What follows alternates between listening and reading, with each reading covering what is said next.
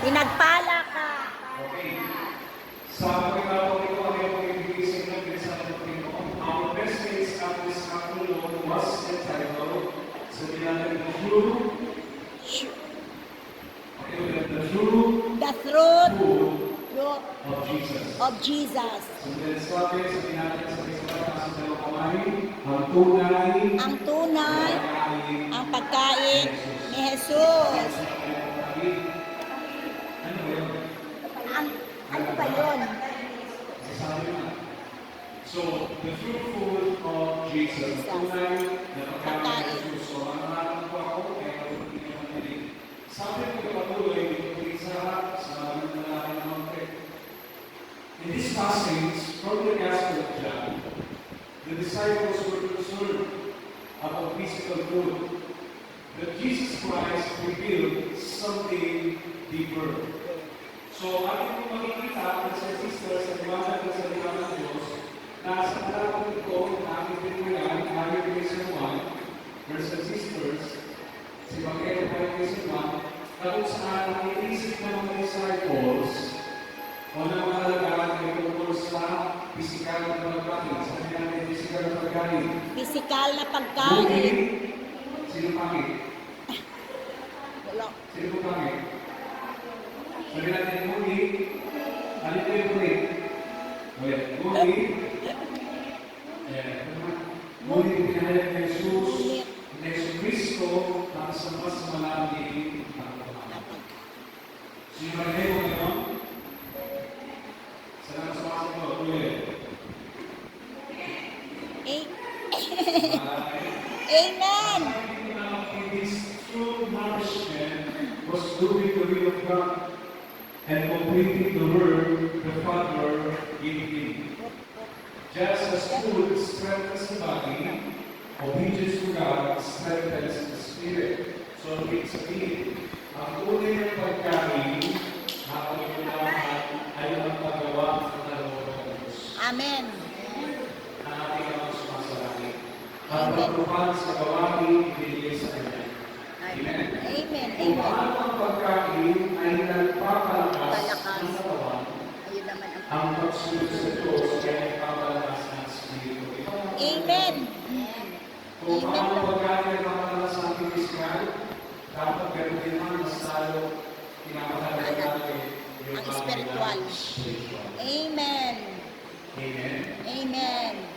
At yun po, brothers and sisters, ay yung pagsunod sa Diyos. Hindi po ba? Amen.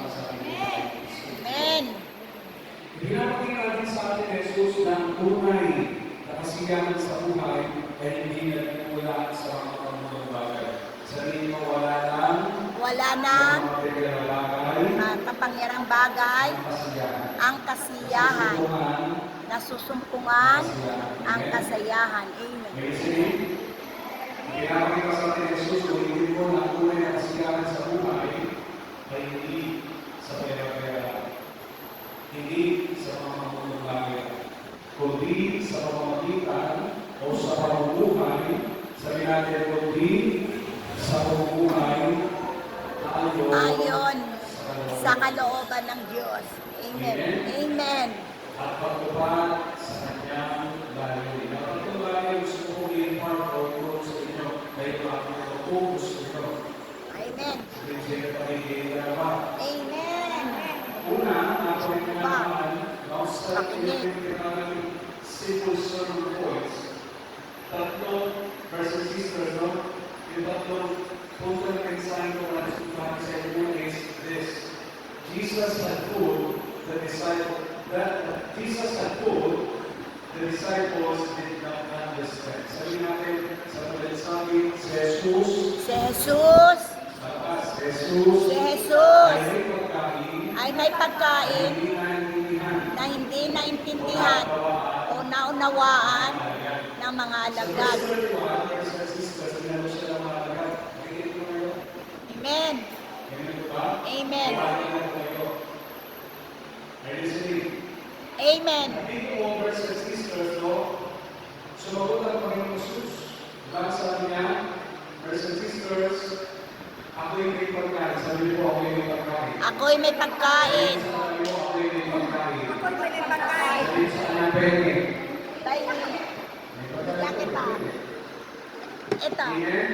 Ang akala ng kapalagan ay nadala sa kanya. Amen? Amen. Pisikal na lang iniisip, ngunit ang tinutukoy ni Jesus ay spiritual. Ay, wala pagkain. Hindi lang pagkaman siya, Opo. kundi pang spiritual, pang Amen. spirito. Amen. Diba sabi ng Matthew chapter 4 verse 4, ang tao Tao ay ay nabuhay sa tinapay. tinapay, kundi sa salita ng Panginoon. Kaya Amen. kaya yung mahalaga sa Yesu Cristo na kumagin, sunod siya, mayroon akong pagkain. Meron akong pagkain sa At ang mga pagkain pagkain ng Panginoon Jesus, sa kahugaran na sa Salita niya. Jesus food means doing the will of of the God. water. And completing the work he was sent to do.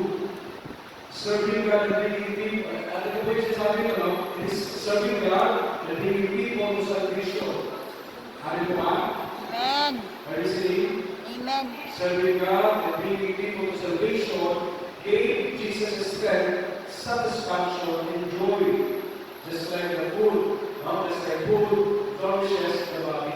Sa madaling sabi, ang pagkain ni Jesus, sabi natin, ang pagkain ni Jesus, Ang pagkain ni Jesus ay dapat pagkain din natin ay walang iba kundi ang pagtupad sa gawain pinagkatiwala sa atin. Amen, Lord. sa Diyos sa pagdadala ng mga tao tungo sa kaligtasan at nagbibigay ni Jesus ng lakas, kasiyahan at kagalakan tulad ng pagkain na nagpapalusot sa aking katawan.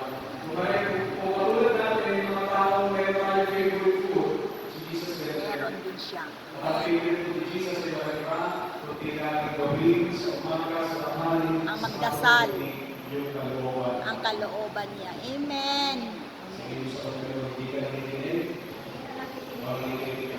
So Nakikinig. that is number 1. Amen. And let's go to the next number 2, verse and sisters. The true food of Jesus was doing the Father's will. Sabi natin sa may saway na tunay Ang tunay na pagkain ni Jesus na pagkain ni ay Jesus ang paggawa ay paggawa ng kalooban ng kalooban ng Ama. ng Ama. So, gusto sabihin, brothers and sisters, doing the Father's will, sabi dito, is to live according to God's Word, obey His instructions, commandments, and guidance. Now, ang pagsunod, sabi natin, ang pagsunod Ang pagsunod sa kalooban ng Ama, sa kalooban ng o Ama ang paggawa o ang paggawa ng kalooban ng Ama, ng kalooban ng Ama ay nangangahulugan, ay nangangahulugan pamumuhay, ay pamumuhay ayon ayon sa salita ng Diyos. Yan po Amen. ibig sabihin ng pagsunod at paggawa ng kalooban ng Ama. Kung katulad ni Jesus, Amen? Amen. Are you listening? Amen. Yung salita ni Jesus sa akin, ano ba, ay sinusunod natin, same thing ginagawa natin, ano ba? Amen. Yung nakalulunod sa Ama, kaya ito po nagagawa ni Jesus. Nakakalugod sa Kanya. So, sabi natin, pamumuhay, Pamumuhay ayon sa salita ng Diyos. ayon sa salita ng Si Jesus, Diyos. so sabi, ginagawa niya, ay kalooban ng Ama, dapat Tayo. sabi din sa buhay natin, Ang kalooban ni Jesus. Amen. Amen.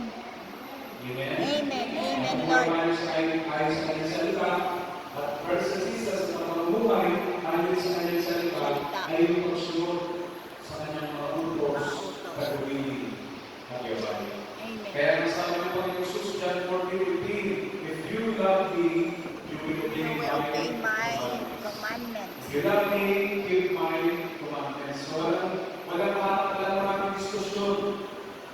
Are you listening? Kung hindi mo ako, sabi ng Panginoon sa Kristo, sundin mo ako. Pero kung hindi, lalaki ka na, bahala sa buhay. It's more than outward appearance. For compliance with God, it is. It's more than More than outward outward compliance. It's heartfelt obedience. obedience. It is out of obedience. Obedience. Motivated by love. Or fitted with love. Amen.